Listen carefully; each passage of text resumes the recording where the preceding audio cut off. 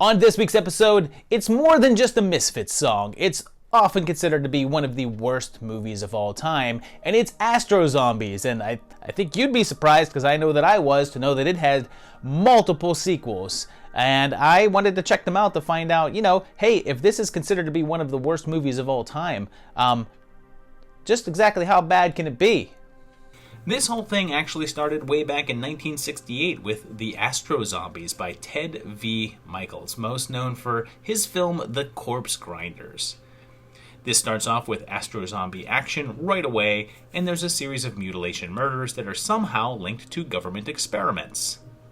They're making this sort of superhuman out of body parts, and there's also a ring of international spies, including Tura Sutana playing a character named Satana, because why not, and John Carradine is here as well, playing a Frankenstein kind of character, complete with Igor type, and he's using body parts to create an Astro Man. So yeah, he's basically Frankenstein.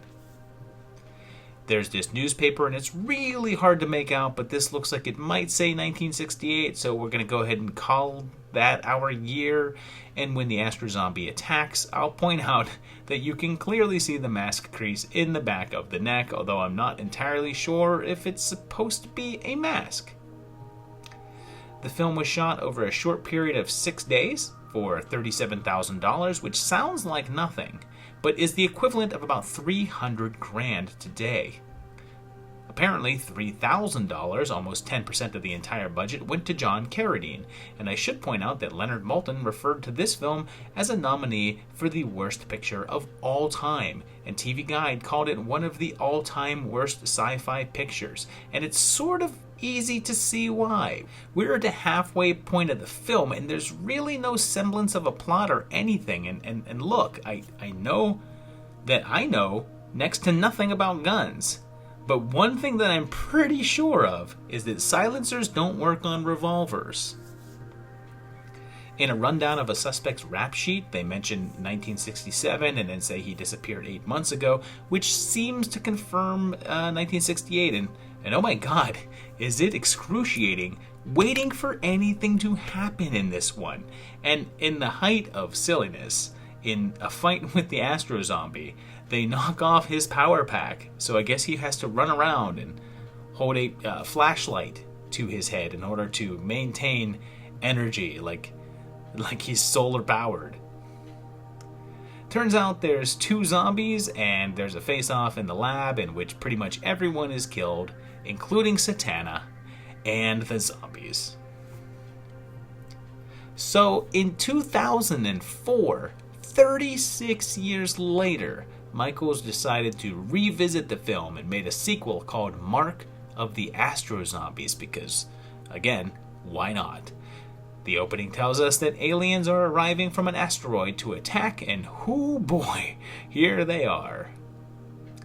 They make several Astro Zombies and send them out to attack, all with the same face design and logo emblazoned shirt. They attack a restaurant with machetes, and when they pull the blades away, you can clearly see the holes cut out of them. And my favorite is this one, when they stab the guy in the stomach, but then reveal that there's only half a blade there anyway? Maybe it broke off and the other part is like in his stomach still. Why am I trying to make excuses for this? Brink Stevens is here, and I guess according to this newspaper, it's 1991, and the performances are stellar. They killed my husband! They killed my husband! You gotta get out of here. Save yourself! Save yourself! Tura is back, and I guess this lower third crawl tells us that she's Malvina Satana, and she's evil. And then this lady dies, but is lucky enough for this random cloth to cover her boobs. They reference the previous film, so we're definitely in the same continuity, and take a look at this stenographer hard at work. Go back to that, just show it one more time, dude. We do know of certain attempts by other governments to explore this previously never approached subject. And then, Satana has saved the doc's head, and Michaels himself appears in the film, and the movie clearly didn't have a hair and makeup department. And it's also revealed that Malvina is actually the sister of Satana from the first film. And then, Linz Renee, or Muffy St. Jacques, is here as well in what turned out to be her final role, and soon, people who have been abducted by aliens and have this mark on them, and again, there's no direct narrative here, it's just a collection of scenes and characters from scene to scene with no real connection between them. We need to find out where they're from, and what or who motivates them. Wow. How wow. There's this calendar up here for 2003, so it looks like that's our actual date, and it's 35 years after the first film. Turns out that there's actually some good aliens as well, and Satana and her henchmen are killed, and the good aliens destroy the bad ones, and all the zombies self-destruct. But I guess their masks are around, and if you put one on, you become a killer.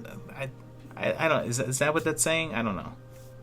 6 years passed, and in 2010, Michaels went back to the franchise with Astro Zombies M3 Cloned, which starts off with a recap. In it, it actually solidifies the first film was 1968 and says the second film was years later, and there's actually footage from the first movie here.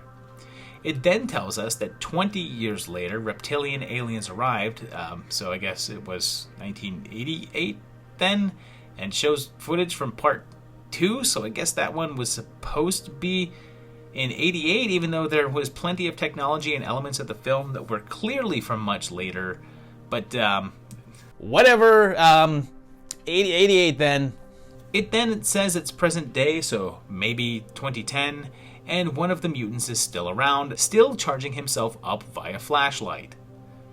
This guy is doing a book reading, I guess, to one person.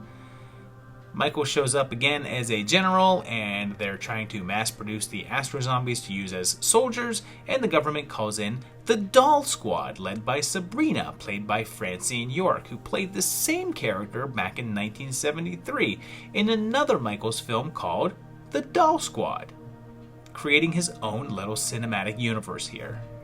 Michaels plays double duty as this guy here, I guess playing twin brothers, and you know they're twin brothers because every line of his dialogue is talking about his twin brother.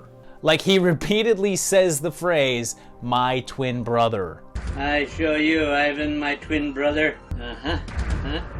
Yeah, my twin brother will learn from me the secret of... I will show our mother that my twin brother Ivan is not so smart.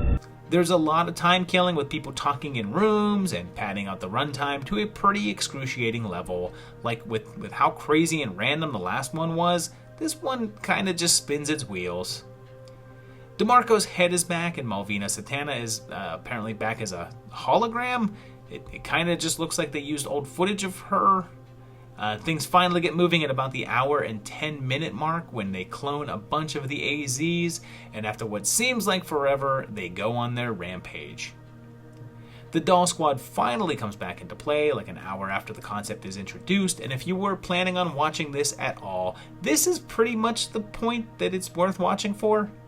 From this point on, it's basically zombies killing people with their machetes, and doll squatters blowing them up with explosive darts.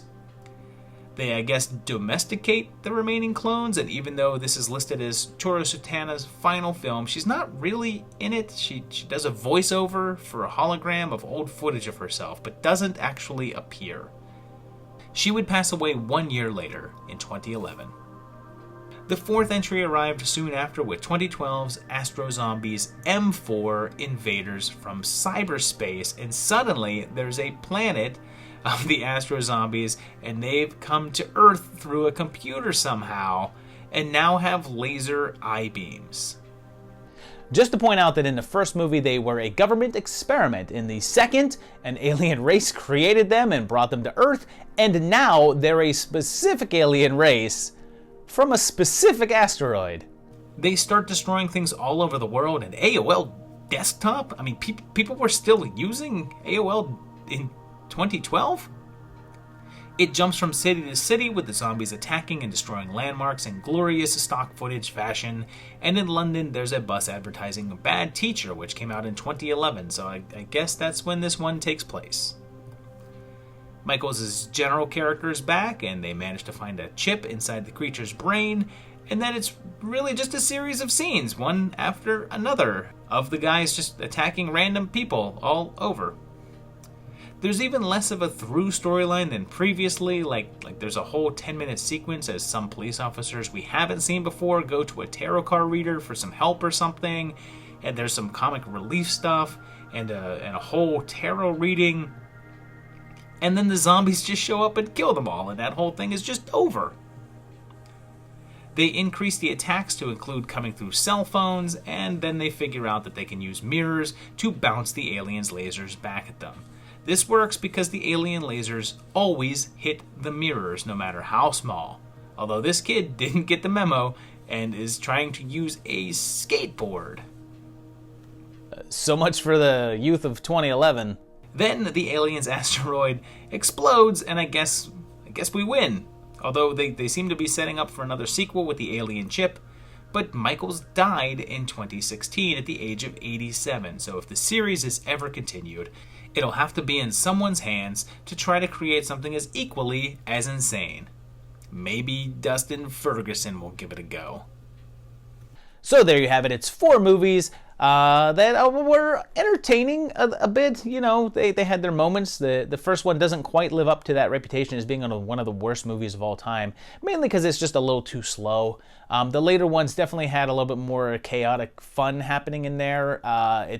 There's a little bit too much of a break in between the chaotic bits. So there are some slow bits where you're just kind of like, all right, come on, get there. But once it gets there, it's actually pretty silly and fun. But yeah, if you've seen any of these, let me know down below in the comments. If this looks like something that you want to check out, let me know down below. Astro Zombies, there you go. Hit the like button, subscribe to the channel please, and hit the bell so that you get your notifications about when new videos come out, and check out my Patreon page like these guys over here do, because they are awesome. I love my patrons and they are all fantastic. You can be one of them by going to patreon.com/movietimelines and helping to support the channel. You could also just keep on watching these videos and sharing them out so that other people can see them. Post them on Reddit or something, I don't know, whatever, Facebook. Does anyone still use Facebook? And then do that. And I will see you here very shortly for another great one. Thanks a lot, guys. Bye-bye.